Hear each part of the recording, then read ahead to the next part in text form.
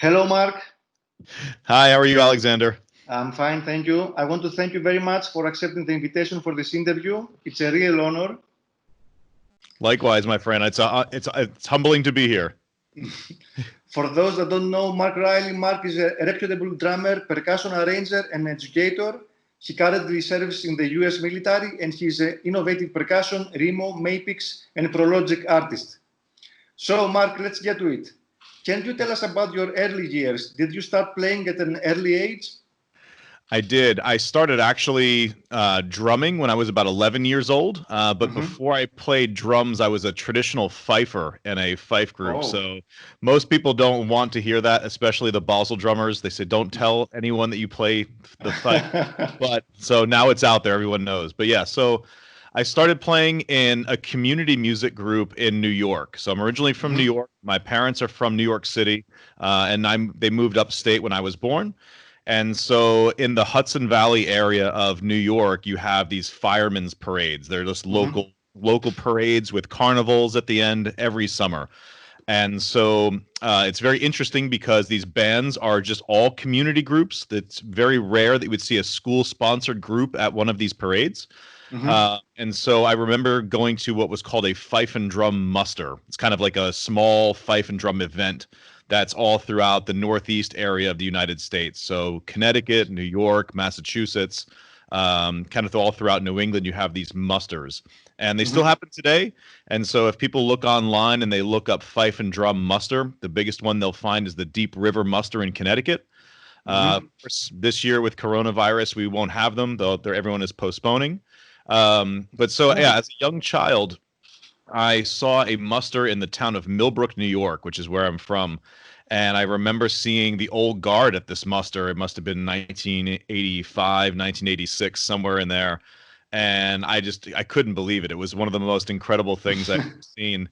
And I didn't know this, but one of my friends in elementary school was also in the fife and drum corps in the local town. And so my mother asked me, would you be interested in doing, this fife and drum corps? And I said, yeah, sure. So it was I started with the color guards. I'm carrying the flag for my first parades. Then I start playing the fife for a few years. And then I started playing the drums. And it was a man named Mr. Nick Antanasio that was originally from Brooklyn, New York, or Manhattan, New York. But he played drums in a drum corps called the Sons of Liberty out of Brooklyn. And they were a very famous drum corps. And I will talk about some of the people who played with that group later on. But Nick was my first real private instructor. And I always talk about Nick taught me a little bit about drumming and much more about life. And so for me, that's kind of where I started learning a lot of that. The drumming is just kind of a tool. And so it's a tool to meet other people, to connect with other people. And so, yeah, I was about 11 years old. I ended up playing with a group called the Young Colonials.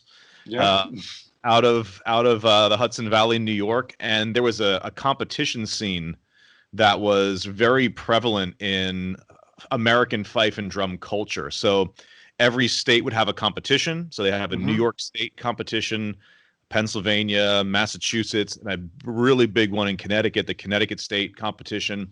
And if you won one of the state competitions, you then were elevated to the Northeastern competition, and you would compete against all of the drummers and fifers, and it was drum and bugle corps as well. So buglers, trumpet players would all compete against one another. And I was lucky enough as a junior to win those competitions several years in a row. So yeah, as a beginning drummer, it was. Thank you very much. But it wasn't for if it wasn't for Nick Antanasio, I would not have the drumming career that I have. Okay. So I understand that in the United States, music bands and drum lines are incorporated into practically every school. Also, your country has a tradition of producing a very large number of great drum set and marching drummers. Are those two facts related? How important is music education in schools? That's a fantastic question. So growing up in community music, I did not grow up with a formal music education. So it wasn't until I actually went to the university in Louisiana. So I graduated from high school and I went to a college called Northwestern State University of Louisiana. underneath the direction of Mr. Ken Green. He was my percussion professor. And so I really started getting into marching bands when I was in college. And the first marching band experience I had, the first game, was against this group called Southern University. And Southern University is a historically black college. So coming from only fifing and drumming, jumping into marching band, and then specifically jumping into Southern University was really eye-opening for me. And so to see those styles, that was really powerful. But when you look back at where people get their music education, a majority of performers or drummers in the United States are getting formalized education starting in about 6th grade. Some places a little bit younger. But yeah, there's a formalized program in almost every state to start music for children at age of at least 6th grade, sometimes a little younger, with general music. But then you get very specific. It's 6th grade and you pick your instrument, percussion, or violin or voice or cello or trumpet or whatever. So you go through the program, 6th grade, you go into high school, you go into a high school program. And then if you go past the high school program at a high level, you go into the university program. And then that's kind of how the system works. So I feel really lucky that going into Louisiana, I was right next to Texas. And the Texas marching music scene is just out of control. It's amazing. So I ended up doing, my undergraduate and master's degrees are both in music education. And I was able to do my student teaching, which is a requirement to graduate. I was able to do that at Dallas. So I moved to Dallas, Texas, and I was able to do my student teaching at Plano East Senior High School.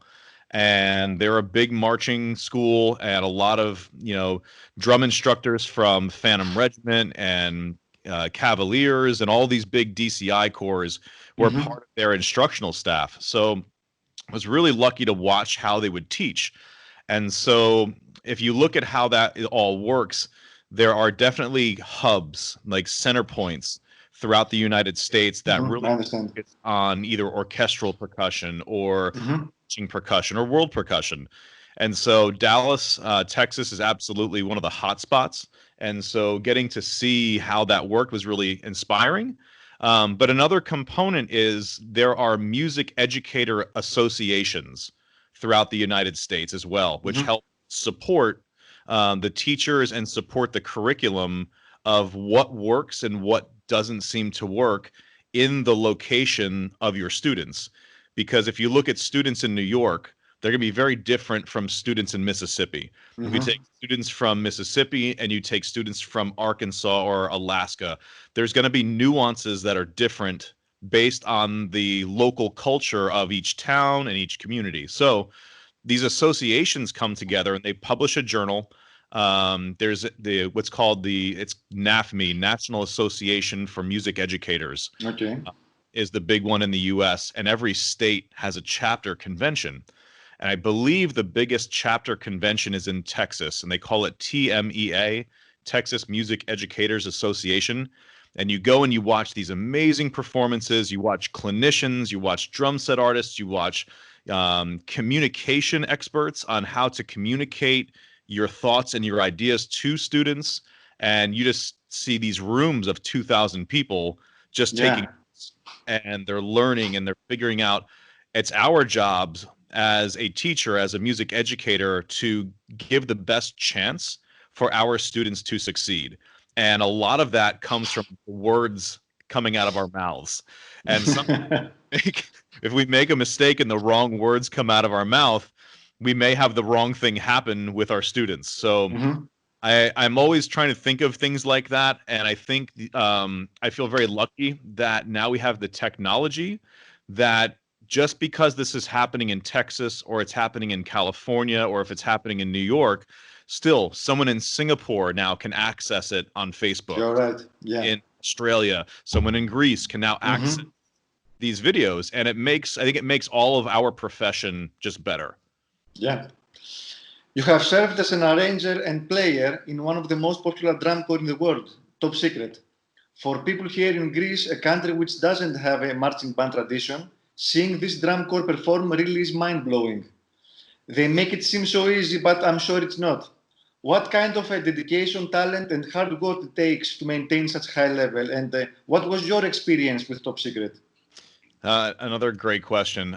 It was very interesting, this story, because the Top Secret Drum Corps really came on the world stage in 2003 at the Royal Edinburgh Military Tattoo. And so there's a man named John Bosworth, who's definitely a mentor for me. So John Bosworth was a drummer with the U.S. Air Force Drum and Bugle Corps and U.S. Air Force Pipe Band. He played for President Kennedy and a bunch of really, high dignitaries.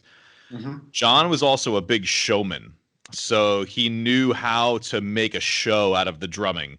And if you look at the earliest form of Top Secret, which I think it was started in 1997, it was very traditional. They wore the carnival masks and they wore the rope drums, but they were doing stick tricks with the traditional style. And so early on in Top Secret's formation, they went between different uniforms, different looks, different styles of drums. And it really hit in 2003 when you see that this big crowd at Edinburgh in Scotland, it just explodes and they go crazy. So it was Eric Juilliard and John Bosworth really were the ones that kind of put this whole package together. And then it was now Brigadier Sir Melville Jameson, who was the producer of the show, that started to really kind of give them the next level of, here are things that would help enhance, and here's what our audience would like. And so that was a powerful trio for Top Secret, was John Bosworth, Eric Juilliard, and Melville Jameson. So 2004, so the next summer, Eric Juilliard organizes a group called the Grey Coats 21st Battalion Fife and Drum Corps. And they're from Basel, Switzerland as well. And it's kind of an old guard style fife and drum corps where they do the marching, they're wearing the colonial uniforms, and the drumming is kind of the same. But the entire drum line is all Top Secret members. So now you have Top Secret and fifing and drumming American style, but they're all from Basel, all in this kind of recipe. So it's very cool idea. In 2004, it was my first full active season with the Old Guard. So I got to meet all of these guys as the new guy, and we just became great friends from the very beginning. And then I got an invitation in 2005 in January to go with Top Secret to Australia. And so performed in Sydney, Australia for the Edinburgh Tattoo there. And we played, I think Aussie Stadium had 30,000 people or something like that each night we played. It was incredible. But it stuck in my brain because there was a lot of work that you have to put in. You have to put in a lot of hours of, okay, I can sit on my drum pad and play all the music. Okay, not impossible, but you're dropping the sticks on the kitchen floor. You're you're in the mirror trying to make sure if you throw the stick that your head is doing the right thing when your body is moving. And then you have to put the marching to it. So it definitely is. It's a lot of hours of practice. But when you perform that at that level and the audience receives that and the audience goes crazy, that's what music is all about. I think music itself, you put in the time, the effort, and the practice, and then the audience goes crazy. Your heart starts to go. You can feel it. I'm getting chills and goosebumps right now talking about because my first big impression was I remember going out to finale rehearsal in 2005. It was the first dress rehearsal for the finale. You've got the singers, you've got the drummers, you've got the military bands, you've got the drill teams, and the Scottish dancers that are there. And I was watching these big Australian and UK flags going on the field, and I said, this, for me as a young performer, to be a part of this amazing event, it just gives me more of a mind that I'm an American, I'm performing as a Swiss drummer, kind of, and I'm doing it in Australia. And so this idea that, people are kind of off in their own worlds isn't really true. I think people are just people. And the Top Secret experience, the Top Secret experience for me was just really, really mind-opening. And I have to take my hat off to John Bosworth, Eric Juilliard, and Melville Jameson for kind of giving that gift of Top Secret to the world, because it's inspiring so many young drummers to now pick up drumsticks. Yeah. So I'm very honored and I'm very humbled to be a part of that story. Right. You are a USA Army Sergeant Major, currently serving as the snare drum section leader of Old Guard Fife and Drum Corps. Can you outline your daily musical routine? I mean, for example, do you perform on a daily basis? How much practice you guys do? Yeah, sure. So just to kind of clarify some things. So when I was with Top Secret, I became the arranger after that year of performing. And at that same time, I was also the arranger for the Old Guard. So I was using things kind of as an experiment with both groups to see how far we could push the different groups. And so it was interesting because sometimes I would find something that would not work for the Old Guard and work perfect for Top Secret, and then we'll find something that would work perfect for the Old Guard that would not work with Top Secret, and have to kind of trade the music. So if you go on YouTube, there's a couple shows where people are arguing, saying, no, our Old Guard stole that from Top Secret. No, Top Secret stole that from the Old Guard. And it was, same guy. So, but so at that point with the Old Guard, I was the arranger for the Corps with a Staff Sergeant Rick Jones, and another one, Randy Waterman, where we were kind of the arranging team together. And so 2004 to about 2010, I was arranging for both of those groups, the Old Guard and Top Secret. And Top Secret also had a bunch of the Boslers helping arrange and teach as well, so they could keep the Bosler kind of flair to it as well. But then after I became the arranger, I ended up moving to be the snare drum section leader for a few years. And then I was promoted again to the drum group leader. And so when I'm the snare section leader, I would just be worrying about the snare drums, making sure that, you know, the equipment is the right tension. The uniforms are looking good. Everyone is doing their physical fitness so that they're all trained and they look the right part.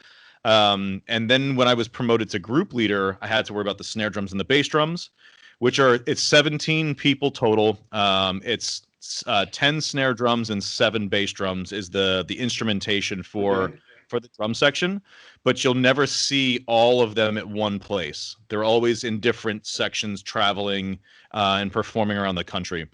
So 2 years ago, I was promoted above group leader to be the Corps Sergeant Major. So now I actually run the entire ensemble as the senior enlisted leader.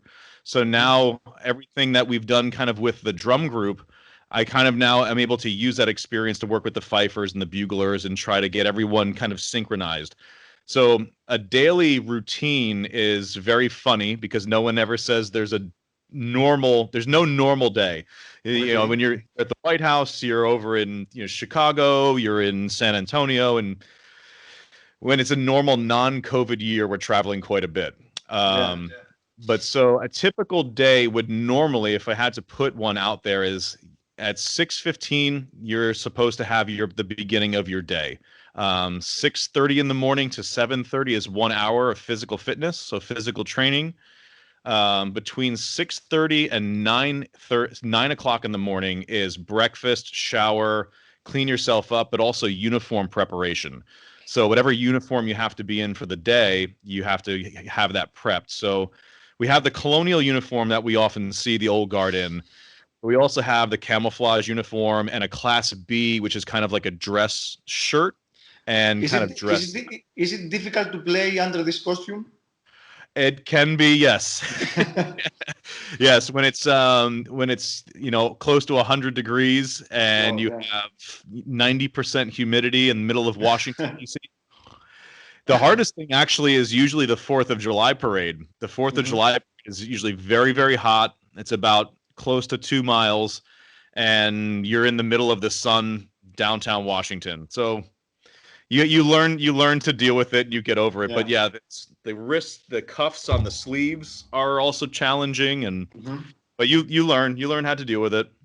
But long story short, after the The 9 o'clock uniform preparation is first rehearsal block. So you have a sectional, a drum sectional, just the drummers. 10 to 11 o'clock is full ensemble. So the whole corps goes from 10 to 11. 11 to 11:30 is new soldier training. So if there's anyone new in our organization, they're working on the fundamentals, the basic marching and the basic music and marching together. Then there's an hour and a half break for lunch, 11:30 to 1. And 1 o'clock is going to be the next rehearsal block if there's a special mission. So, and then if you have meetings, your meetings usually start at 2 p.m. and then you catch up on email and stuff like that afterwards. So that's a typical day. And usually there's at least 3 hours of programmed rehearsal. Understood. Do you memorize the pieces you play in the corps? How many of them you know by heart? And having said that, how important is for a drummer to have a repertoire and not just good technique? Yeah, that's another fantastic question. Thank you. So, so it was a little easier for me because I grew up inside of playing fifing and drumming as a child, so I knew a lot of these pieces already as a kid. But yes, you have to memorize everything. There's no one is allowed to have any sheet music. And that's part of our audition process. When we audition someone to come in, we have two rounds. One is a video round and the other one is a live round. And so the video is anywhere from 20 to 40 videos that come in. And then we bring about 6 people to Fort Myer in Washington to actually do an on-site audition for 2 days. We test them on marching, sight reading, memorization is a really big one.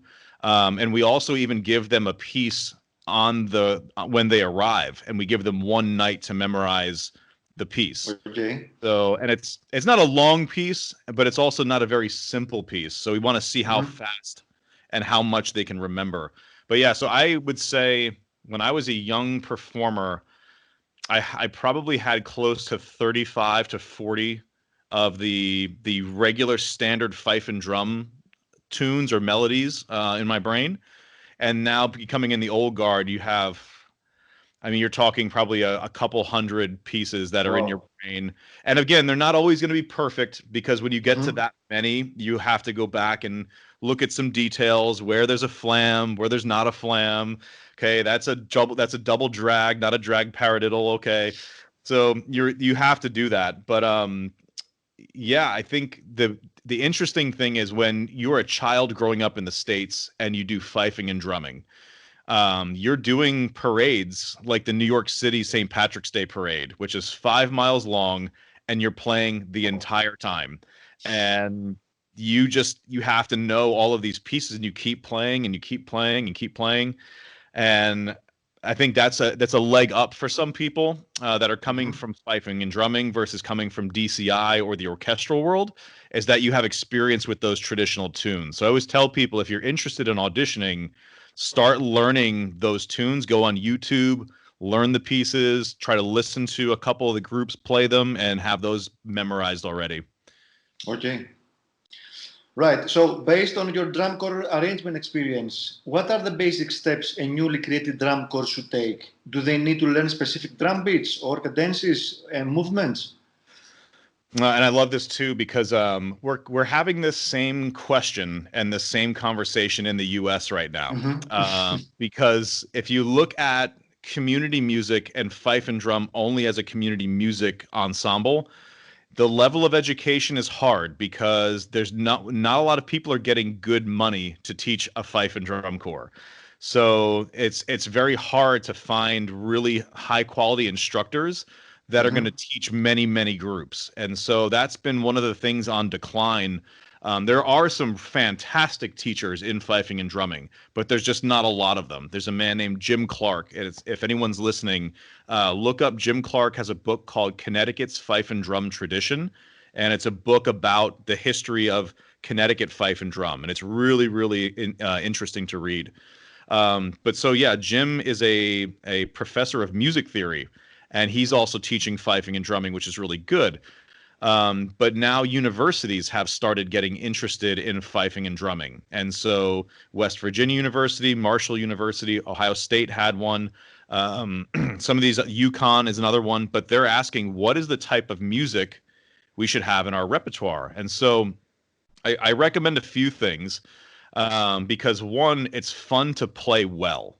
So like that's where you kind of have to start, and you have to make sure that you're playing things that are going to sound good together. And even if it may be easy for the individual person to play, getting it together with 3 to 4 to 5 drummers it's just a different feeling. It's a unique feeling of togetherness.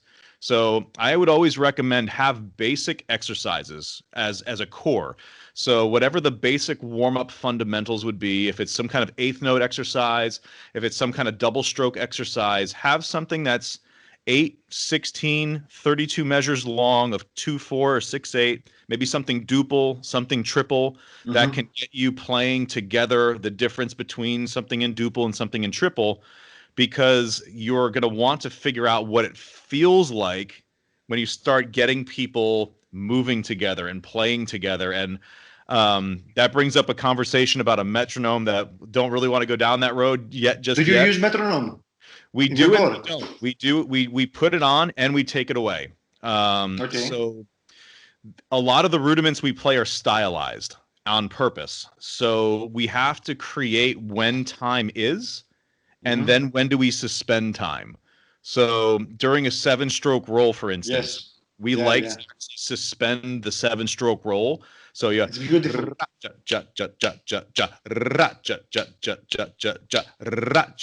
And so you're giving kind of this tension to the feel of the music. So, and that's just the 7 in flams. If you take the lesson 25 or a 15-stroke roll, or if you take some of the Swiss rudiments and you do a final of 7 and you start playing with are you trying to push and pull so that your actual downbeat is maybe not the quarter note, but you're waiting for the half note?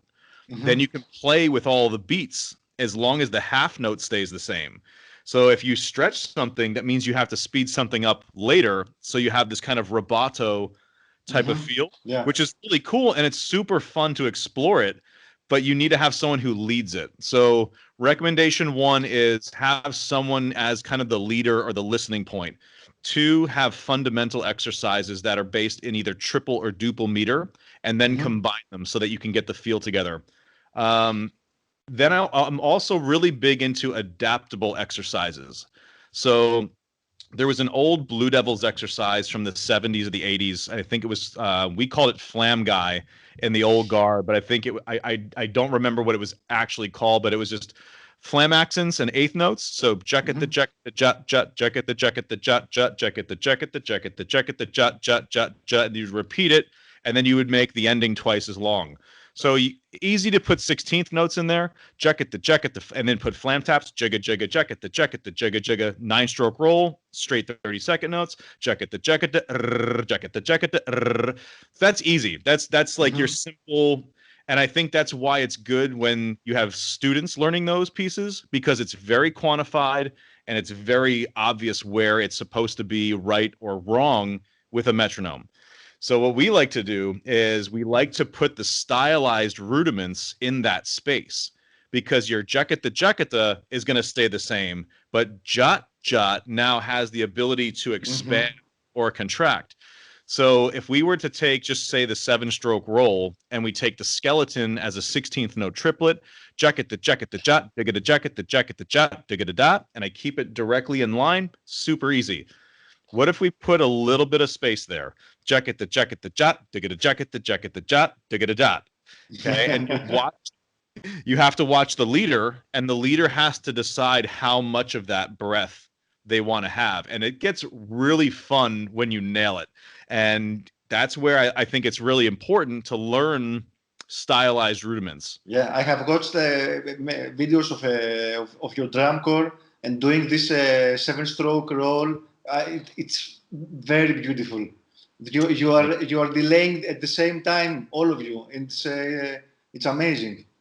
Thank you. And it's, I think there's definitely the discussion whether it's right or whether it's wrong. And then I always say, to me, I haven't really heard music. I've never heard any music, and I'm like, that's just wrong. Like, even, I mean, if it's done on purpose, like there's reason behind it.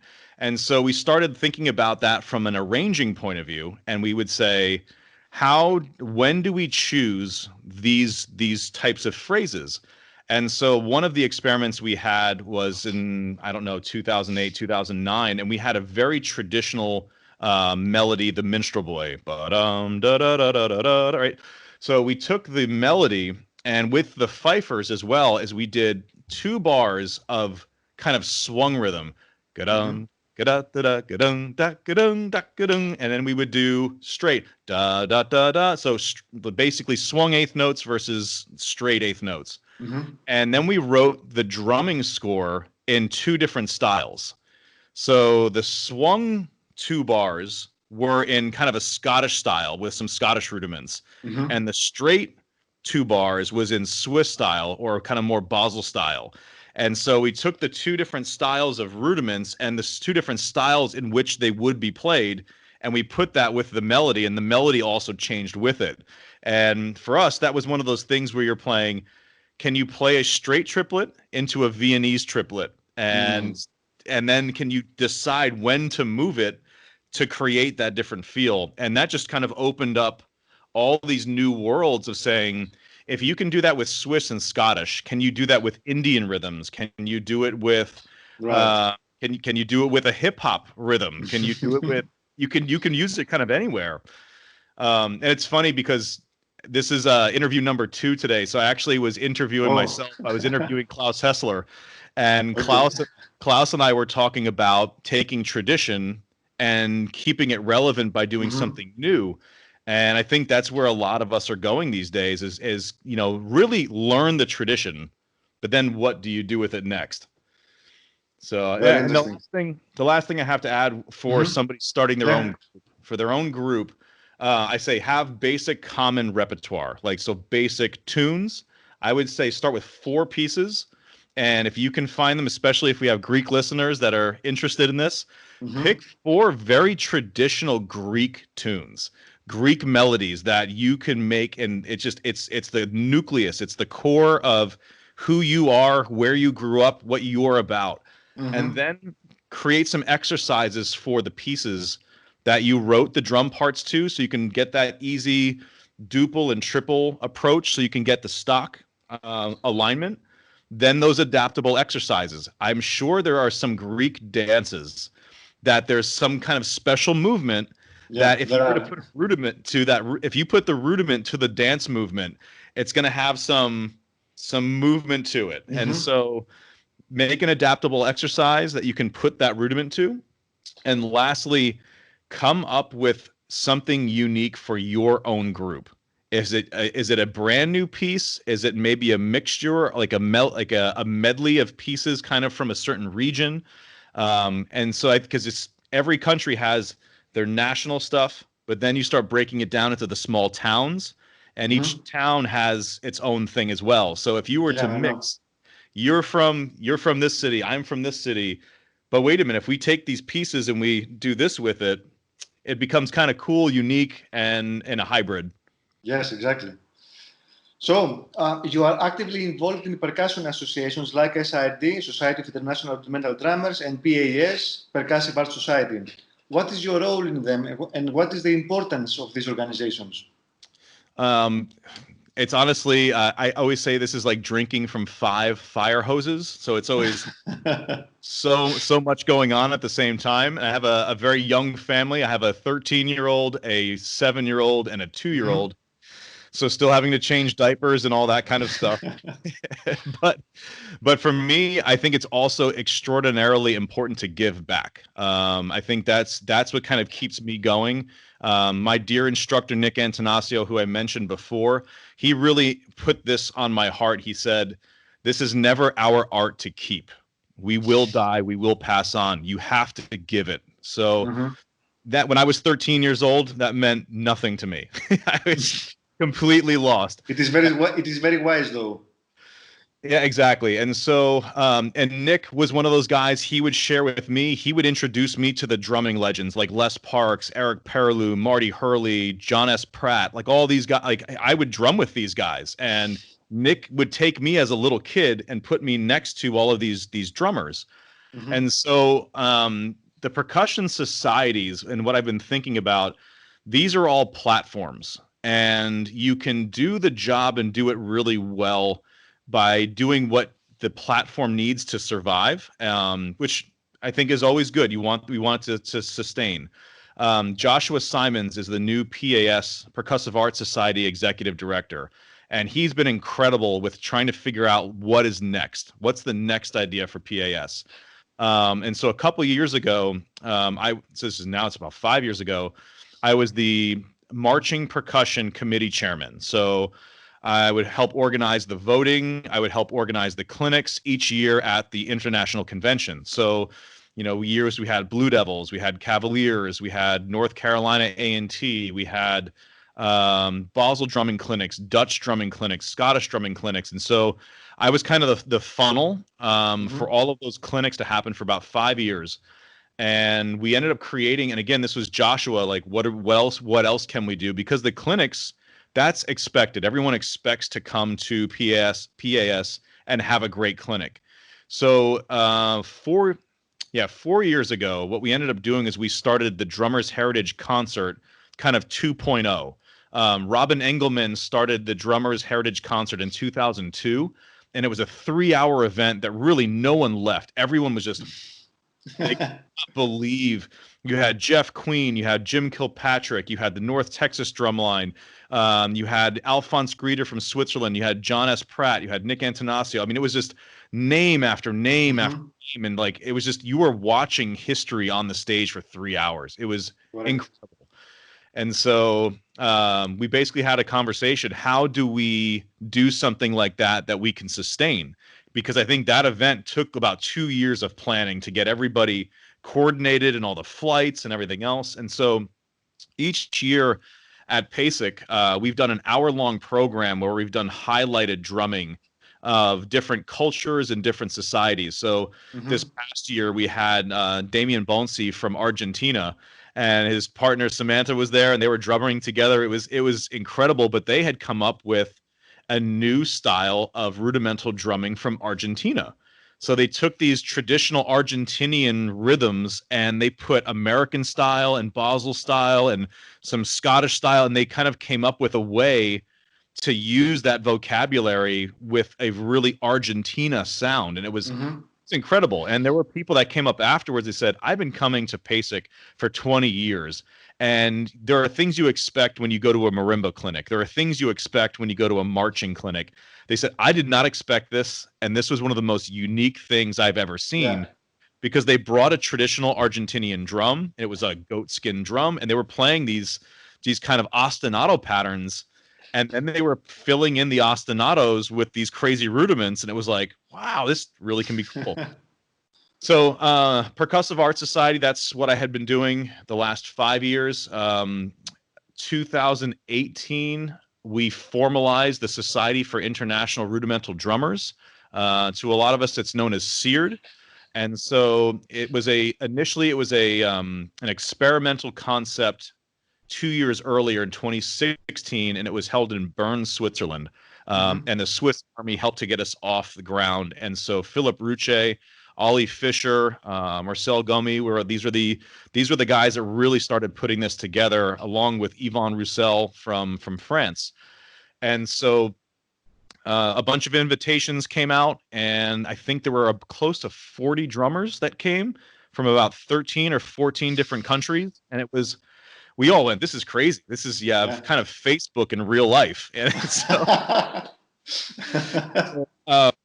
but the kicker really is that this crazy guy came from Singapore, and we went, who in what? There's no rudimental drumming.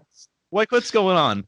And it was Hazizi Jafar, and Hazizi has become such a champion for percussion and rudimental drumming in Asia, and also having this discussion of hybrid.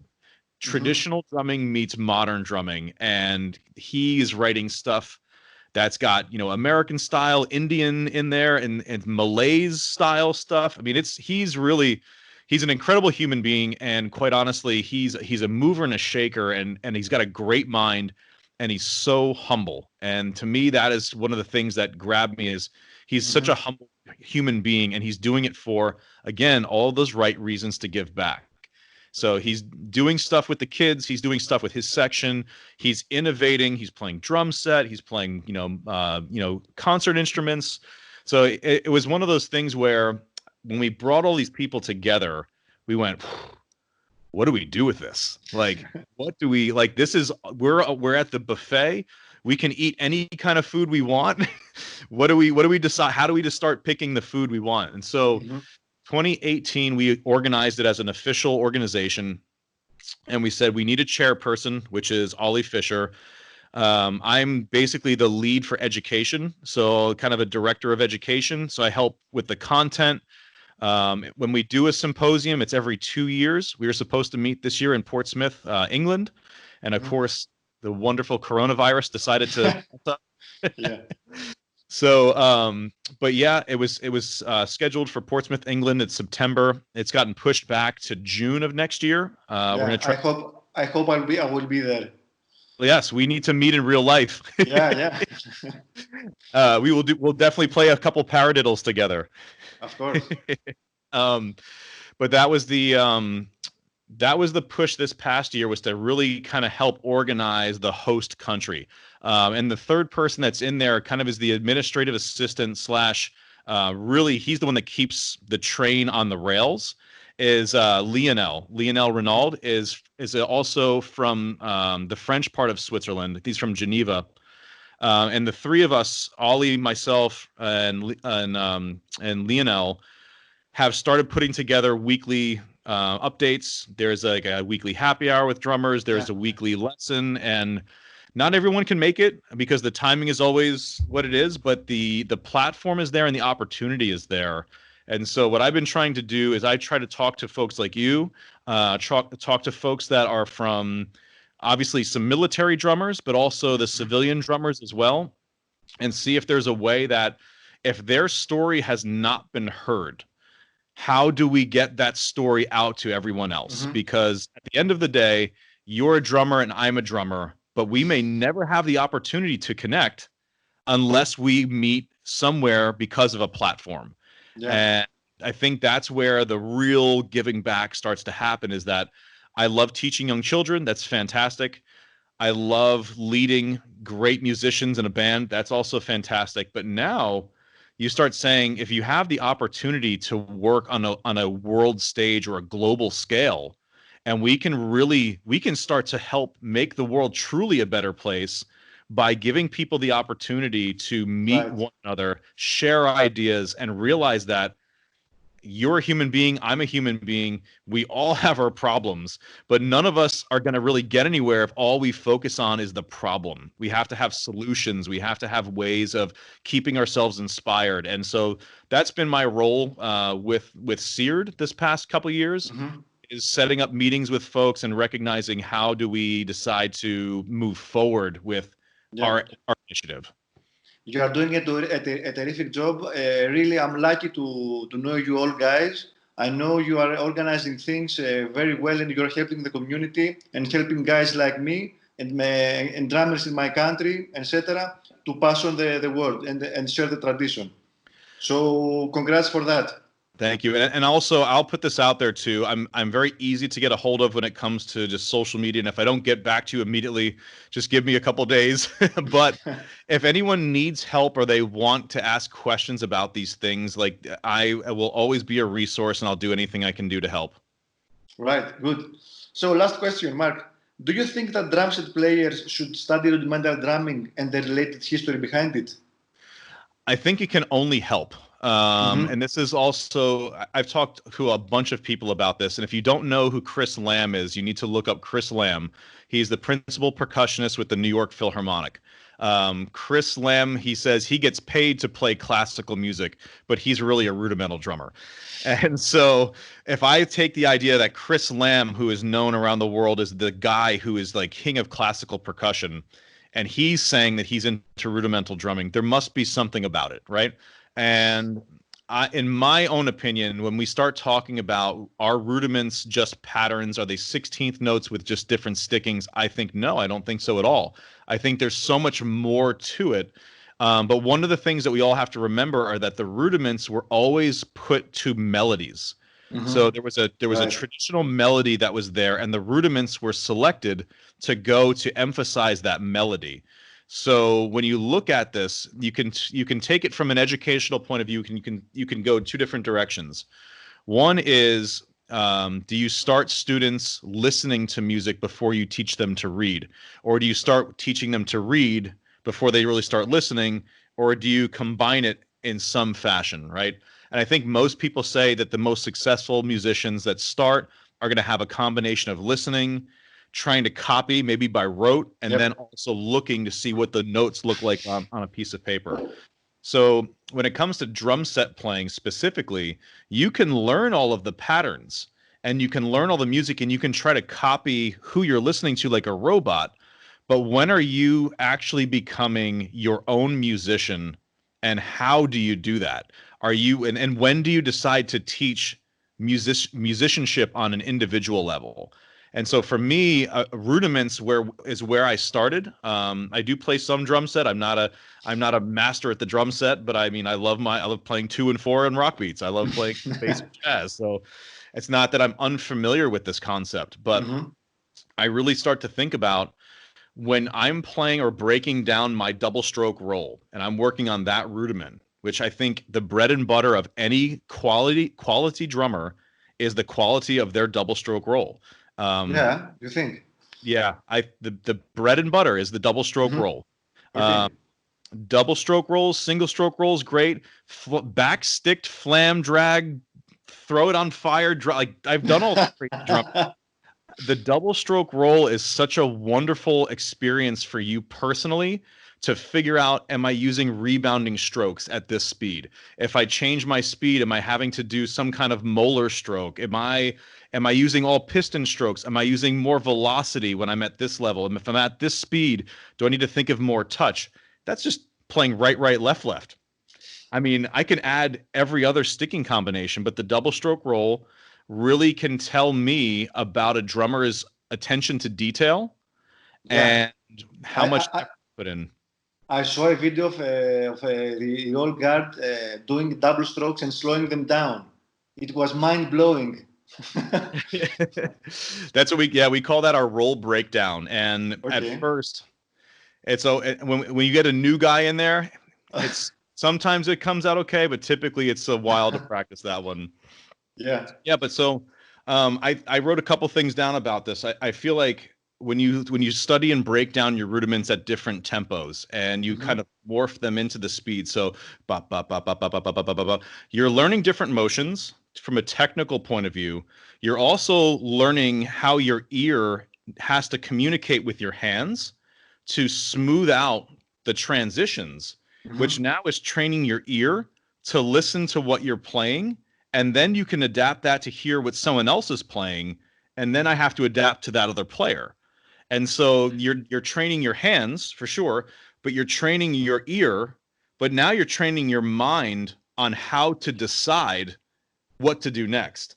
And so it's this conversation between your brain, your ear, and your hands and your feet.